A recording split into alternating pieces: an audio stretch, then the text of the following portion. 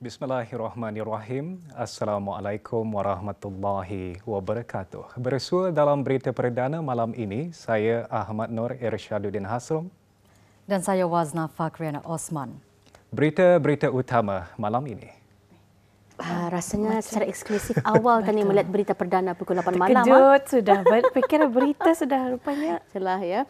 Kami hadirkan dua orang penerima anugerah karyawan penyiaran RTB 2025 bagi kategori penyiar berita popular. Tahniah kami ucapkan. Terima kasih. Alhamdulillah. Assalamualaikum kita ucapkan kepada Irsyad dan juga Waznah. Selamat datang ke Rampai Pagi. Waalaikumsalam. Kalau dulu Waznah, masa tadi di studio siaran bangunan RTB Bandar Seri Begawan, jarak pembaca berita dan juga penyiar pengacara Rampai Pagi lebih kurang 3 meter ke 5 meter sejauh hampir Tapi sekarang apabila kita sudah transisi kita ke bangunan RTB di Kompleks Kampung Sungai Akar atau bersebelahan bangunan dia. Kalau dulu selalu berjumpa. Betul. Macam tu juga kalau dulu radio rasanya di studio siaran National FM, di sini DJ radionya, di sebelah Hanitah pembaca beritanya. Tetapi setelah ada diwujudkan studio Jubli Emas, radio jadi berlainan bilik lah ya masa tu. Jadi untuk itulah Waznah sendiri sebenarnya berapa lama sudah berkhidmat ataupun menceburi bidang penyiar berita ini? Terima kasih Sarina dan Umu. Sebenarnya saya sudah menceburi bidang ini dalam 2 dekad. 20 tahun, dalam 21 tahun sudah. Lama sudah, tapi Sarina lebih senior dari saya kan? Ingat, kan ni sama-sama senior lah, mereka senior. Kalau ikutkan tahun sekitar tahun 2004, 2005. Oh, itulah itu kalau Waznah. Kalau Irsyad sendiri bagaimana? Saya bermula mencuburi bidang penyiaran ini pada tahun 2018. Kira orang usia tu belum lama lah. Siapa cakap? Kalau dibandingkan dengan Kawazi pun. Masya Allah. Jadinya amat terujalah bila anda disangka-sangka untuk memenangi anugerahnya. Rasanya kami sendiri pun masa tu sebagai penyokong apabila nama Waznah dinobatkan sebagai penyiar berita kategori wanita popular dan juga nama Irsyad diumumkan sebagai penyiar berita lelaki popular untuk tahun 2025. Kalau dari segi rasa memang di sekitar tu merasa bahagia dan pastinya bersyukur. Tapi apa yang ingin kami kongsikan kepada penonton kita ni umur, penceritaan dorang ni sebenarnya. Betul. Mungkin apa dikongsikan ni bagaimana cabaran, penjalan cerita menjadi seorang penyampai berita. Kerana kalau kita ni lihat orang tidak mengetahui apa di behind the scene-nya kan. Macam baca saja skrip ni, senang saya kerja ni. Tapi sebenarnya orang dah tahu bagaimana situasi di sana tu. Jadi mungkin dapat diceritakan ni. Awal perjalanan bidang ini. 20 tahun itu satu masa yang panjang buat saya bekerja dalam bidang penyiaran ini. Ada banyak asam garam kehidupan sebenarnya. Orang ganyan dah tahu. Kita ni di sini ni berpandukan kepada earpiece. Kita ni ada director yang mengarahkan kita ni apa tindak tanduk yang kita ni buat dalam masa bersiaran itu. Kita pun tahu penyampai Rampai Pagi pun ada earpiece itu kan. Jadi nyorang berita dengan Rampai Pagi kita ni Rampai Pagi itu penyampainya ad-libs atau improvise kan, sedangkan kita ini berpandukan kepada skrip. Tapi nyorang seandainya barang itu terlalih dia, apa kan dapat tenibuan kan? Ini bagi saya satu perjalanan yang bukan saja dulu 20 tahun ya, dari dulu sampai sekarang ini satu perkara yang saya sepatutnya nyorang macam mana untuk mengawal tindakan saya di kaca televisyen seandainya prompt terusak, skrip lintang bukang, macam mana? Director pun, kita ni mesti lihat juga director memberitahu kita ni macam mana, tapi yang di kaca televisyen adalah kita ni. Jadi itu satu perkara bagi saya yang perlu bersedia. Dari segi tindakan. Dari segi tindakan, macam mana kita ni mengawal emosi kita ni. Profesionalisme itu tindakan dijaga. kita ni. Bukan mudah. Itu orang selama 20 tahun ini memang masih rasa kekhawatiran tu ada jika berlaku hal-hal mendadak atau memang ada. Memang ada kerana kita ni bersiaran secara langsung kan Sarina. Dan ini bukan saja sepanjang 20 tahun ini, untuk di masa depan juga pun sama juga. Berterusan. Memang itu tak situasi yang mereka boleh saja hadapi. Kalau Irsyad sendiri ya, macam mana boleh terdetik hati kan menceburi bidang penyiar ataupun pembaca berita ini? Adakah yang melalui tawaran ataupun menghadiri sebarang audisi? Okey. Sebenarnya Inda pulang terdetik menjadi penyiaran ya. Mulanya pada tahun 2018 itu RTB ada membukakan uji bakat pencarian penyiar berita dan juga Rampai Pagi ya pada masa itu. Tapi kira aku mencuba penyiar berita lah kerana at least ia berskrip ni orang kalau apa-apa pun at least skrip baca skrip. Because honestly diri ni kalau spontaneous kurang lah. Okay, so pada masa itu mencubalah beranikan diri mencuba walaupun experience pada masa itu terhad pada pernah membuat MC di UBD pada masa itu diri melanjutkan pengajian di UBD dalam sarjana muda. Jadinya macam okey, cubalah sejak dapat indah-indah ni orang and then semana-mana alhamdulillah terpilih and then di sinilah saya and then tidak disangka-sangka menerima anugerah. Tapi ini je saya mengetahui ni pada permulaan hari pertama bekerja. Okay. Macam mana tu perasaan? Masih ingat? Of course masih ingat. Nervous satunya orang boleh dibayangkan kali ya. Masa tu Irsyad bermula di berita radio ataupun terus ke televisyen? Bermula di berita radio. Tapi bagi saya radio ni lagi orang nervousnya lagi lain kalau dibandingkan dengan TV. Pasal TV kita ni bedangan. Ada kru-kru yang mendangani kita ni. Kalau radio kita ni seorang kan yang tu dikunti. And then with all the technicalities itu. So macam anything happen it will be all ourselves lah. Responsibility dibandingkan dengan TV. Jadinya masa mula-mula radio tu of course nervous berhabis lah. Indah terjejas ke suara tu masa tu? Mungkin dah tahu lah, bagi saya mungkin masa tu orang yang mendengar di radio kompom orang baru ni nya. Kompom orang baru ni nya.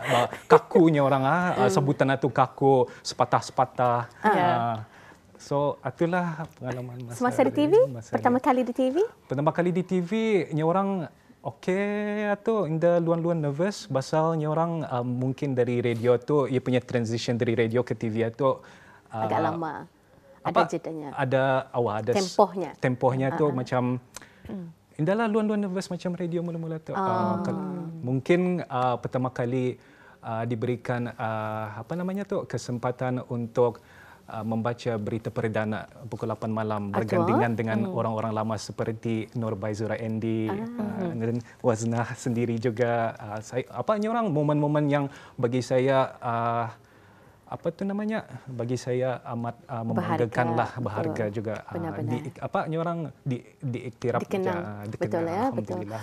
Betul. Kalau Waznah siapa Wazni ni? Kerana Sarina biasa memanggil Wazi. Sebab kalau di luar kami cara berbahasa lain Wazi. Kalau Waznah sendiri masih ingat momen 20 tahun memulakan? Seingat saya lah Sarina, saya bermula dengan live untuk berita nasional. Mula dengan TV. Berita nasional bersama almarhum Haji Muhammad Taha. Haji Wang Cucu. Itu permulaannya. Masa tu gagarlah. Setelah lama dah ada pembaca berita baru. Kemudian batch kami, Syaiful Bakrin, Haji Suhaili, Rofiza Haji Mahmud, Asmalati Bolkini masa tu untuk News at 10. Manakala saya masa tu dua bahasa. Saya penyiar berita dua bahasa, English dan Malay. Perasaan gagal tu orang mestilah bermula dengan TV. Orang TV tu terus-terus kita ni dah tahu belum ada konsultan kan, belum pandai style untuk berita ni macam mana. Dah tahu memang tudung pun lintang pukang tapi dibuat jua namanya untuk berita nasional apa je kan dapat tani buat kan teruskan saja live. Segala kesilapan dan kecuaian itu namanya first time. Jadi kita ni belajar dari kesilapan. Lepas off air kita ni dipanggil oleh ketua-ketua kami masa tu Hajah Joyah, Datuk Haji Jaya dan juga Haji Muhammad Yusof. Di anulah nyorang postmortem. Di sana kita ni belajar. Stage fright itu nyorang forever. We are live, no matter what we are live. Semua kesalahan dan kesilapan dia dapat diundur. Dia dapat diundur walaupun 1 saat, 1 detik dia dapat diundur. Kita ni teruskan saja, belajar dari kesilapan. Lama-lama akan biasa. Tapi ada momen-momen kadang-kadang sesuatu yang tak dijangkakan atau dinyatakan tadi kalau dari segi teknikal tu mungkin kita ni lebih boleh menjangkakan. Ni umpamanya apa ni orang teknik kesadakan, ingin merasa bersin dan macam mana kamu mengawal. Tapi pernah kejadian-kejadian itu berlaku. Sebab kadang-kadang hal-hal yang melibatkan penyiar berita ni mesti orang ada tu masing-masing. Pernahkah diorang ni macam ada rasakan bersin, ada sekian. kamu menguap dan juga sebagainya. Kita ni manusia kan. Kalau kita ni di sini banyak lagi subjek-subjek yang ada di sekeliling kita yang dapat menutup kan. Betul. Tapi masalahnya kalau penyiar berita, kamera itu hanya bertuju kepada wajah itu saja. Mungkin kalau radio kita ni ada apa tu mute cuff key. Untuk cuff key itu untuk memute suara kita ni boleh batuk ataupun sedikitlah. Tetapi kalau di TV macam mana mengatasi? Tetapi pernahkah mungkin di kalangan bis kita ataupun rakan-rakan ataupun macam mana? Kita ni juga ada di Studio 3 pun ada cuff key, tetapi bezanya TV masih on. Jadi apa yang patut dibuat? Batuk dan ada suara lah. Off cam saja. Jadi time off cam dicuba saya upaya untuk menahan batuk dan bersin itu. Kadang-kadang dalam hati berdoa tujuh tu berdoa. Alhamdulillah 20 tahun dia belum pernah terbersin. Jangan selama 8 tahun dia pernah. Jangan cabul. Jangan cabul. Sebab tu barangkali untuk penyiar berita bukan seperti pengacara biasa tu, bis kita sebelum live on air tu ada kita orang menjaga dari segi permakanan, minuman apa yang dikonsumsi, bagaimana dengan bis kita. Adakah itu menjadi faktor yang diambil kira juga dalam menjaga kualiti suara bis kita semasa penyampai? Macam mana? Kalau bagi saya minum air itu memang lebih dari 3 liter sehari itu sudah biasa. Jadinya I think semua orang tahu kalau saya ni membawa botol ni di mana-mana. Botol saya basah, di refill gitu. Dah sampai tengah hari. Semua orang tahu kali di studio 3 tu. Jadi minum air tu sebelum saya duduk di sini saya minum air tadi. Tapi kerana terlampau sajuk, dah juga berani minum banyak. Betul. Irsyad, ada betul-betul ataupun amalan kebiasaan sebelum beraksi on air? Mungkin jangan makan heavy lah sebelum contohnya 1 hour before live. Maybe mungkin ke Serina pun ada juga tips-tips satu jangan tak faham kali juga betul-betul tu macam takutnya orang parutannya macam meragam dan ia akan memberikan impak pada kita ni punya performance dia pada prestasi. Saya masih ingat lagi ada satu wawancara yang saya lihatlah di media sosial di mana ada seorang wawancara ni seorang pengacara dia bertanya kepada Siti Nurhalizanya sebelum membuat persembahan apa dulu dia konsumsi supaya suaranya tu merdu dan juga sebagainya. Kali katanya makan pedas. Kita makan pedas membuat suaranya merdu. Tapi kalau kita ni jangan cuba-cubalah. Takut batuk dah berhenti. Takutnya orang lebih menjana pengeluaran saliva. Takut dia keluar suara.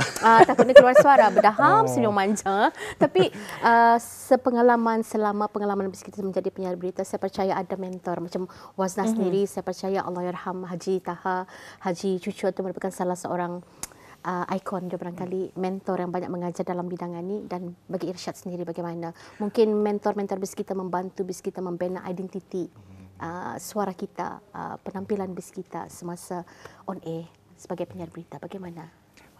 Bagi saya kita ni mesti ada identiti sendiri kan? Untuk menjadikan seseorang itu idola katanya tu tidak salah, tetapi biar ada identiti sendiri. Caranya bila kita ni bermula membaca berita tu kan, kita ni kadang-kadang merasa kita ni tu dari kosong, nol. Untuk membina diri kita ni tu jangan berpandukan kepada satu channel. Cari resource yang luas. Not just in Brunei, di luar negara juga. Jadi bila kita ni biasa melihat cara penyampaian, not just pembaca berita tetapi macam penyampai morning show juga, macam bis kita juga kan, kita ni lihat, kita ni cari, kita ni pelajari dari lenggoknya, dari bacaannya, penyampaiannya, caranya breathing, caranya duduk. Kita ni lihat dari dalam 10 orang. Kita ni lihat mana yang terbaik, kita ni cuba apply kepada diri kita ni. Lama-lama kita ni akan membentuk diri kita ni. Benar. Tapi bagi saya yang mengajar saya dari awal itu, biasalah kedua ketua saya Hajah Joyah dan juga Haji Yusof yang banyak membantu dalam, sebabnya kita ni ada postmortem bertahun-tahun, saya rasa dalam lebih dari 5 tahun selepas membaca berita saja naik ke office di postmortem. Apa kesilapan Waznah tadi membaca beritanya? Apa kesilapan? Macam mana caranya? Jadi sana saya belajar dari itu, orang belajar dari kesilapan itu bah. Kesilapan itu orang bila dipelajari menjadi satu pengajaran dan pengalaman buat kita ni untuk memperbaiki diri kita ni di masa hadapan. Almarhum Haji Muhammad Taha juga seorang yang orangnya chill saja. Bila ia memberitahu kita ni apa kesalahan kita ni, ia macam dah apa tu? Nanti kau buat yang terbaik. Dah apa tu? Dah apa? Semuanya dah apa? Because ia nak mau kita ni stress. Betul. Kita ni mesti make sure kita ni dah stress juga. Kerana barang ni news is a very heavy story. Benar. Ia serius.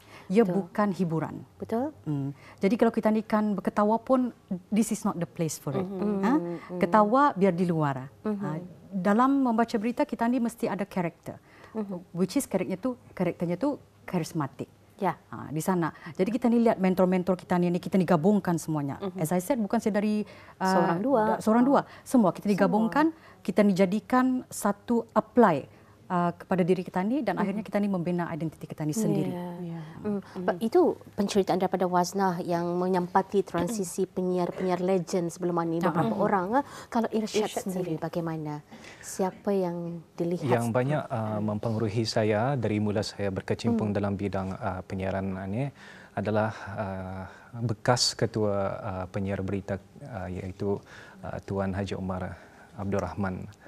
Mungkin betul. Kenal ya. Membesar tu melihat. Dan juga pada masa yang sama juga salah seorang juga Puan Aya binti Haji Abdul Hamid. Beliau sudah bersara. Tidak salah Tuan Haji Omar akan bersara tahun ini. Menghitung hari mungkin dalam beberapa hari saja lagi. Beliau banyak mempengaruhi saya lah dari segi teknik, dari segi penyampaian, dari segi jiwa untuk penyiaran atau beliau banyak mempengaruhi saya. Jadi kita melihat ya, ada insan-insan yang hebat yang sentiasa di sisi bis kita dua untuk menjadi personality penyiar berita yang sememangnya digemari masyarakat Brunei. Kerana itulah juga diiktiraf dan dinobatkan sebagai penyiar berita popular 2025.